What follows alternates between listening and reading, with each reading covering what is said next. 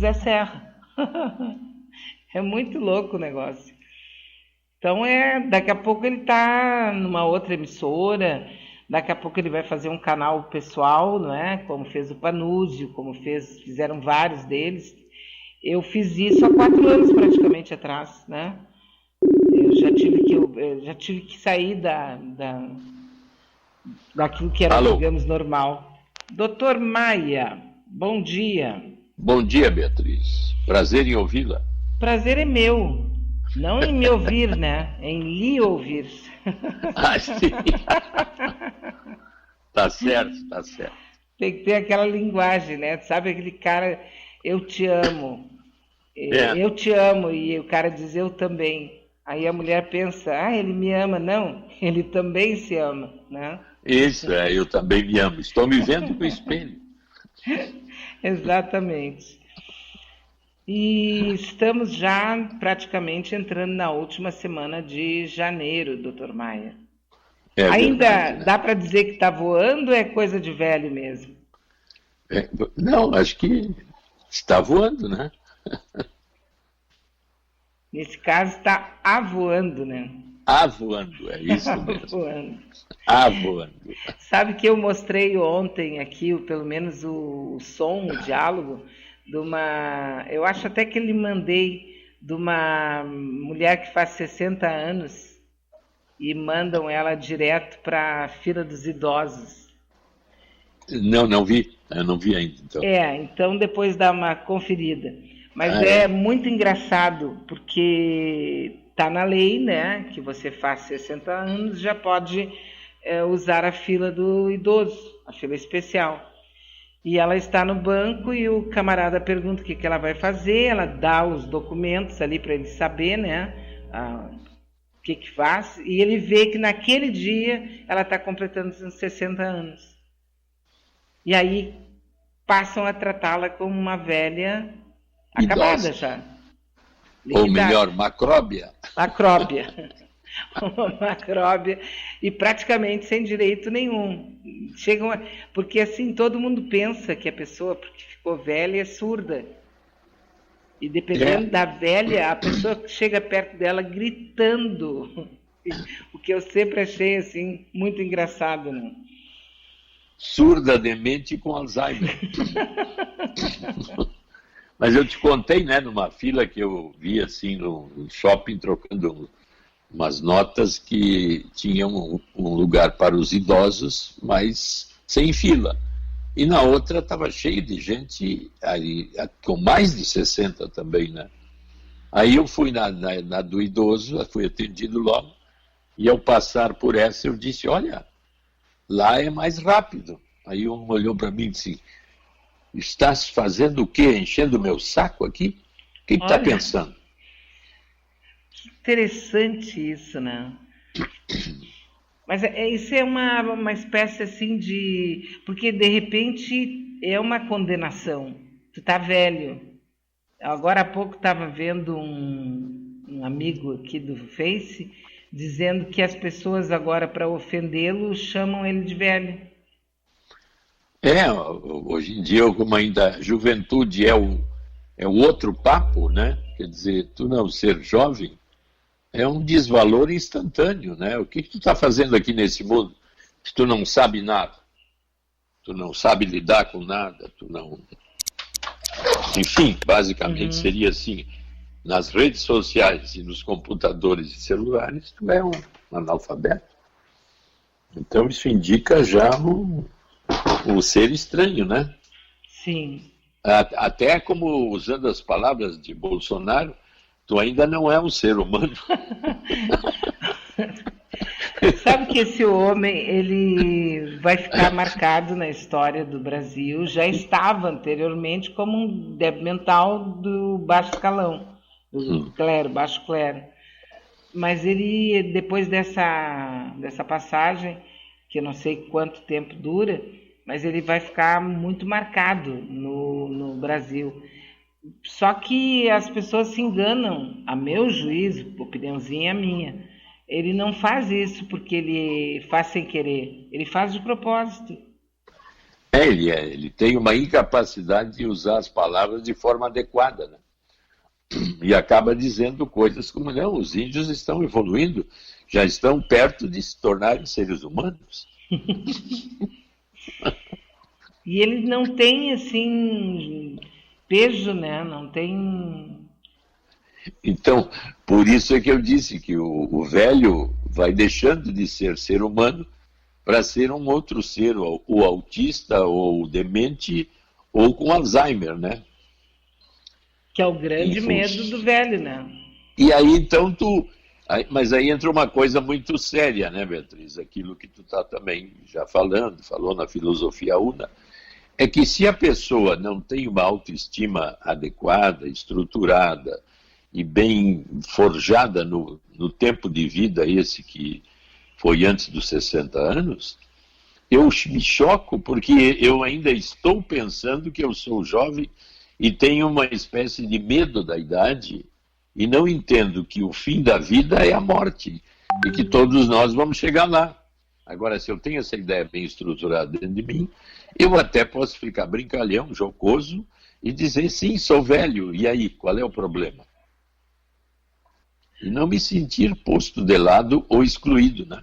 Sim, porque uma das formas que, assim, ó, tu é negro, sabe? Então tu já está fora do esquema de uma série de pessoas cheias de preconceito.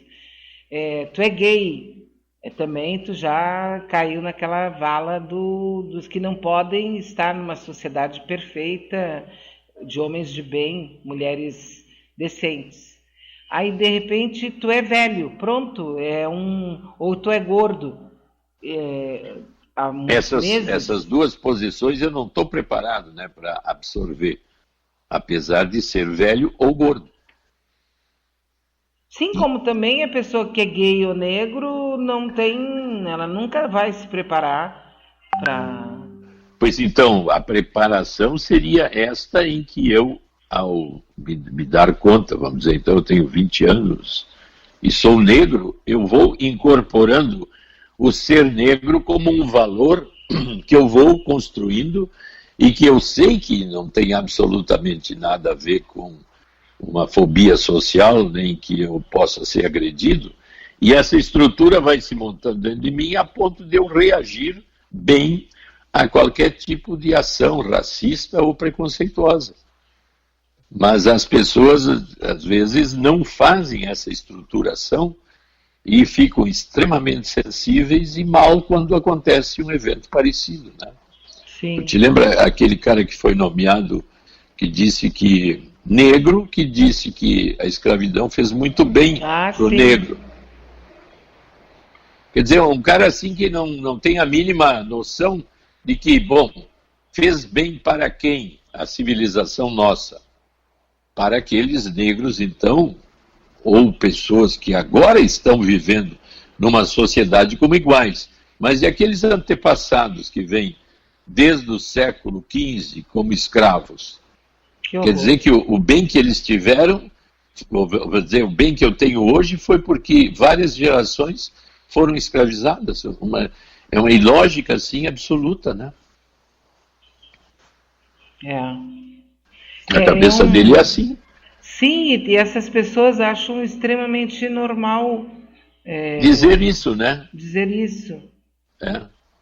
Mas sabe que eu estava comentando com os amigos que eu, em pesquisas aqui, lendo uma coisa, e comecei a ler 2 livros, e agora acabei chegando num terceiro, por causa da ideia dessa rotina de quem tem razão, que está nos destruindo, porque a gente sempre... Nós hoje temos opinião para tudo, e tudo opinião definitiva, né? E punitiva. Geralmente abalizada, né? Totalmente, olha, baseado em muita experiência, né? Muitas atividades científicas.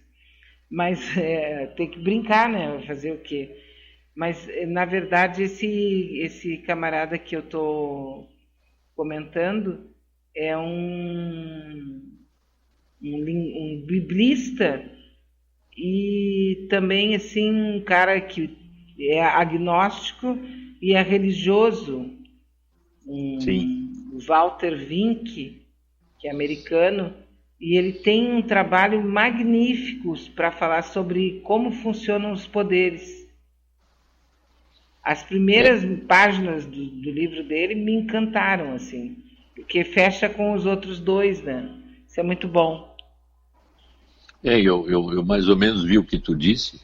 Me parece que ele tem uma base junguiana, em que ele fala no processo de individuação, usando símbolos, né? Um dos símbolos mais nítidos usados pelos junguianos é a mandala, né? Ou aquele centro que tem uma zona onde todos os caminhos terminam. E nessa linha seria, então, uma espécie de identidade profunda, ou chamada psicologicamente de self, ou si mesmo, onde estaria, vamos dizer, o plano central da minha própria existência pessoal. Quer dizer, se eu tenho capacidade, através de vários tipos de possibilidades, racionalidades ou vivências intensas ligadas a mim, sempre vinculadas ao afeto, ao pensamento e uma ordem de conduta de acordo com essas duas posições, né, que a gente chama normalmente inteligência afetiva. Se tu tem esta capacidade de organizar uma estrutura interna que cresça nessa direção, eu me aprofundo na direção do chamado plano interno altamente pessoal, que é inédito para cada um de nós. Por isso, até na Índia se diz que cada um de nós tem um Deus especial. Quer dizer, deuses não são um Deus para todos, e sim, individualmente, nós teríamos um. Aí tu te aproximando disso, que talvez essa é a linha da tua filosofia, onde tu encontra a ti mesmo e um caminho pessoal. E só para confirmar a sua impressão, assim, só por uma fala minha, né? O gnosticismo, Wink interpretou como sombra do cristianismo, testemunhando a contínua existência da escuridão interior dos remidos. Sombra aqui entendida, a saber, segundo a proposta do teórico da psicanálise Carl Gustav Jung. Isso, exatamente. Porque o Jung tem uma visão de que esse lado sombrio, chamado sombra, é uma parte negativa, profunda em nós mesmos, e baseada também em outra estrutura que é baseada numa visão do sexo, né, que é o ânimos no homem, na mulher o ânimos, que seria a posição masculina interna, e a ânima no homem, que é a posição feminina interna. E eu esses tempos atendi um rapaz assim de 23 anos, que dá um exemplo nítido disso, que absolutamente não tinha nada assim que tu notasse que ele tinha uma linha homossexual. Mas na terceira sessão, e o objetivo dele era: Maia, eu não consigo fazer nada, eu estou sempre parando tudo que eu faço, eu estou sempre deprimido, eu penso em morrer. E aí eu não sabia ainda dessa orientação e me aproximei dele no sentido de: mas o que é? Tu tem namorada? Tu tem alguém? Aí eu senti assim que ele ficou meio inquieto e daqui a pouco me disse que não, ele não tem namorado, eu tenho um namorado.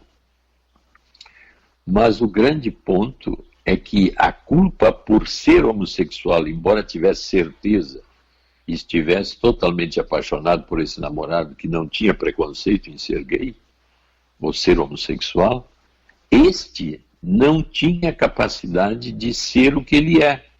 E ao mesmo tempo, então, deprimido constante, sonegando da família, ele vivia uma situação ambígua onde ele não conseguia se situar, porque a culpa era absolutamente inconsciente de ser aquilo que ele tinha certeza que ele era. Olha que situação terrível interna, em que duas ou três terapias não conseguiram se aproximar, porque é muito difícil lidar com uma ambiguidade dessas. Então, à medida que possa se evoluir isto, a culpa inconsciente interna que me impede, que seria a zona da sombra, vai se tornando mais objetiva, eu mentalizo isso ao falar e gradativamente me aceito afetivamente